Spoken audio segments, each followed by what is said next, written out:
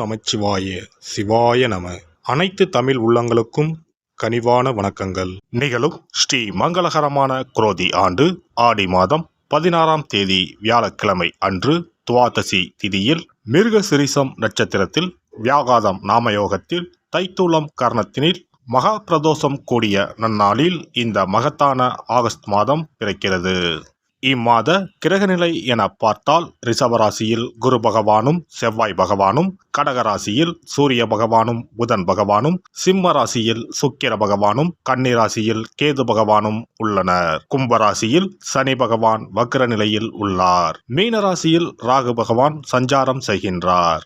இம்மாத கிரக பெயர்ச்சி என எடுத்துக்கொண்டால் ஆகஸ்ட் மாதம் 1ஆம் தேதியே சுக்கிர பகவானின் பெயர்ச்சி சிம்மத்தில் நடைபெறுகிறது.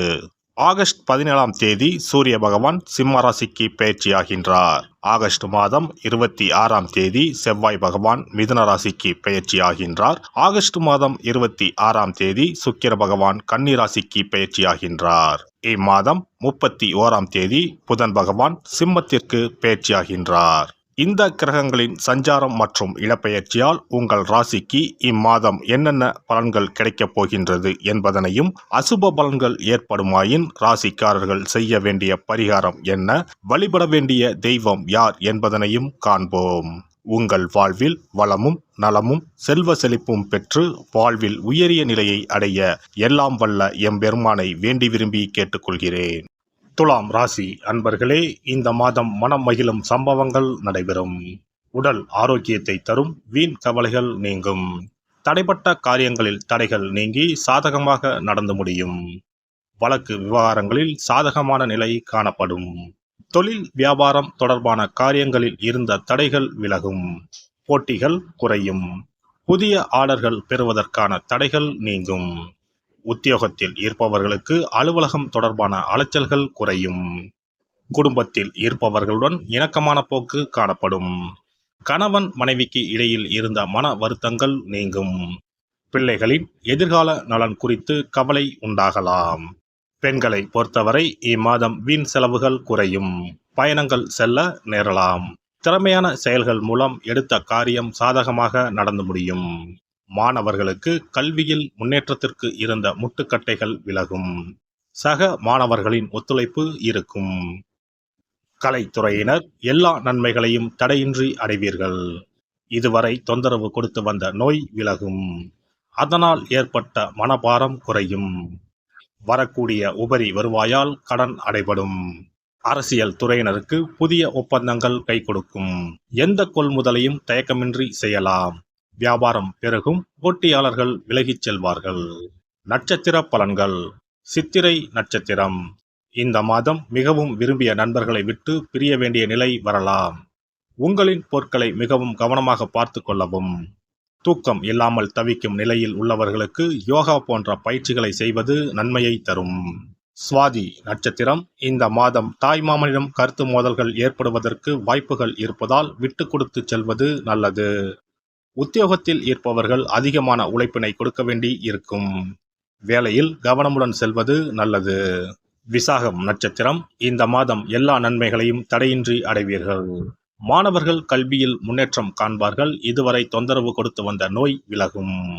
அதனால் ஏற்பட்ட மனபாரம் குறையும். வரக்கூடிய உபரி வருவாயால் கடன் அடைபடும். தொழில் அதிபர்களுக்கு எதிர்பார்த்தபடி வரவுகள் வந்து சேரும். ஸ்ரீ மகாலட்சுமி காயத்ரி சொல்லி தினமும் லட்சுமியை வணங்கி வர கடன் பிரச்சனை குறையும். குடும்பத்தில் நிம்மதி உண்டாகும். சிறப்பு தொகுப்பு. கண் திருஷ்டிகள் அகன்று தடைப்பட்டு கொண்டிருக்கும் காரியங்கள் நிறைவேற செய்ய வேண்டிய பரிகாரம் என்ன என்பதனை பற்றி காண்போம். வாழ்க்கையில் நல்ல நிலையில் இருந்தவர்கள் கூட திடீரென்று பொருளாதாரம் இழந்து மன கஷ்டங்களுடன் வாழும் நிலை ஏற்படும். இந்த நிலை எதனால் ஏற்பட்டது என்று ஆராய்ந்து பார்த்தால் பெரும்பாலும் அவர்களின் மீதான கண் திருஷ்டிதான் காரணமாக இருக்கும். கல்லடி பட்டாலும் கண்ணடி படக்கூடாது என்று சொல்வார்கள் அல்லவா, அது உண்மைதான். இது போன்ற பிறரின் பொறாமை கொண்ட கண் திருஷ்டியினால் பலரின் வாழ்க்கை சிரமத்திற்கு ஆளாக நேரிடும். இது போன்ற கண் திருஷ்டிகளிலிருந்து எப்படி தப்பிப்பது? இருக்கவே இருக்கிறது எளிதாக கிடைக்கும் ஊமத்தஞ்செடி. தெய்வ சக்தி நிறைந்த செடியாக கருதப்படும் ஊமத்தஞ்செடியின் காய், பூ, இலைகள் என அனைத்தும் தீய சக்திகள் விரட்ட பரிகாரத்துக்கு பயன்படுகிறது. பொதுவாக ஊமத்தம் காய்க்கு கெடுதலை அகற்றக்கூடிய சக்தி உண்டு. நம் வீட்டில் உள்ள எதிர்மறை சக்தியை அகற்றுவதற்கு ஊமத்தங்காய் தீபம் சிறந்த பரிகாரமாகிறது. தெய்வீக மகத்துவம் நிறைந்த ஊமத்தங்காய் மற்றும் பூவையும் எடுத்துக்கொள்ளுங்கள். வீட்டுக்கு அருகில் இல்லை என்றால் நாட்டு மருந்து கடைகளில் கிடைக்கும். இந்த 2 பொருட்களையும் மஞ்சள் தண்ணீரை கொண்டு நன்றாக கழுவி விடுங்கள். சிறிது நேரம் அவற்றிலுள்ள ஈரம் போக ஆறவிட்டு பிறகு அவற்றை ஒரு மஞ்சள் துணியில் குலதெய்வத்தை வேண்டி ₹1 நாணயத்தோடு சேர்த்து முடிந்து வீட்டின் நிலைப்படியில் கட்டி தொங்க விடுங்கள். இந்த முடிச்சை வெள்ளிக்கிழமை அல்லது ஞாயிற்றுக்கிழமைகளில் தயார் செய்து வாசல் படியில் கட்டுவது சிறப்பு. தினமும் வீட்டில் தீபம் ஏற்றி காண்பிக்கும் போது இந்த முடிச்சுக்கும் காண்பிக்கவும். இதேபோல் ஊமத்தம் இலைகள் கிடைத்தால் அந்த இலைகளை சுத்தமான மஞ்சள் தண்ணீரில் கழுவிவிட்டு அவற்றை கொண்டு வீட்டில் இருக்கும் விநாயகருக்கு திங்கள் கிழமைகளில் தொடர்ந்து அர்ச்சனை செய்து வர வேண்டும். ஊமத்தம் பூவையும் விநாயகருக்கு சூட்டலாம். 3 வாரங்கள் தொடர்ந்து திங்கள் கிழமைகளில் விநாயகருக்கு ஊமத்தை இலையால் அர்ச்சனை செய்து ஊமத்தம் பூவை சூட்டி வழிபட்டால் வீட்டில் உள்ள கெட்ட சக்தி நடமாட்டம் மற்றும் கண் திருஷ்டிகள் தீரும். ஊமத்தம் செடியும் சிவபெருமானுக்கு உகந்த இலை ஆகும். இந்த ஊமத்தங்காய் வைத்து சிவபெருமானுக்கு தீபம் ஏற்றி வழிபடுவதன் மூலம் நமது பிரச்சனைகளில் இருந்து எளிதாக விடுபட முடியும். முதலில் 2 ஊமத்தங்காய்களை எடுத்துக்கொள்ள வேண்டும். அவற்றின் மீது முட்கள் இருப்பதால் மிகவும் கவனமாக கையாள வேண்டும். ஊமத்தங்காயின் காம்பு பகுதிகளை வெட்டி கொண்டு கத்தியை பயன்படுத்தி ஊமத்தங்காயின் உள்ளே இருக்கும் விதை பகுதியை முழுவதுமாக நீக்கிவிட வேண்டும். பின்னர் 2 அகல் விளக்குகள் மற்றும் விளக்கு வைப்பதற்கான 2 தட்டுகளை எடுத்து சுத்தம் செய்து அவற்றிற்கு மஞ்சள் குங்குமம் போட்டு வைத்துக் கொள்ள வேண்டும். பின்னர் 2 தட்டின் மீதும் ஒவ்வொரு அகல் விளக்கை வைத்துக் கொள்ள வேண்டும். அதன் பிறகு எப்போதும் பூஜை செய்வதற்கு வைப்பது போன்ற வெத்தலைப்பாக்கு, பழம் போன்றவற்றை வைத்துவிட்டு 2 விளக்குகளையும் ஏற்றி சிவபெருமானை மனதார வேண்டிக் கொள்ள வேண்டும். எனக்கு இருக்கும் பிரச்சனைகள் அனைத்தும் தீர்ந்து இன்பமான வாழ்க்கை கிடைக்க வேண்டும் என வேண்டிக் கொள்ள வேண்டும். இந்த பூஜையை வெள்ளிக்கிழமை அன்று தொடங்கினால் தொடர்ந்து 9 வெள்ளிக்கிழமைகள் செய்ய வேண்டும். ஊமத்தங்காயின் மீது எவ்வாறு முட்கள் இருக்கிறதோ அதுபோல நமது வாழ்க்கையில் இருக்கும் முட்கள் போன்ற பிரச்சனைகளை அவை தீர்த்து வைக்கின்றன. இந்த பூஜையை நாம் தொடர்ந்து செய்து வருவதால் நம் மீது இருக்கும் கண் திருஷ்டிகள் அகன்றுவிடும். தீராத துயரங்கள் தீர்ந்துவிடும். பணம் நகை நம்மிடம் பெருகி வரும். சிலருக்கு கையில் சுத்தமாக பணம் இருக்காது. வறுமை தாண்டவமாடும். கடன் தொல்லையால் கஷ்டப்படுவார்கள். பண பிரச்சனையில் சிக்கி கொண்டிருப்பவர்கள் இந்த தீபத்தை ஏற்றினால் 3 வாரங்களில் நல்ல பலனை பெற முடியும். தொழிலில் நல்ல முன்னேற்றம் இருக்கும். கடன் பிரச்சனைகள் தீரும்.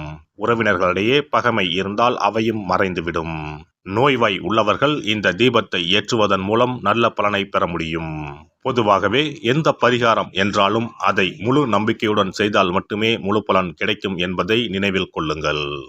எல்லாம் வல்ல இறையருளால் நீங்களும் உங்கள் அன்பு குடும்பமும் உடல் நலம், நீலாயுள், நிறை செல்வம், உயர் புகழ், மெய்ஞானம் ஓங்கி வாழ்க வளமுடன்.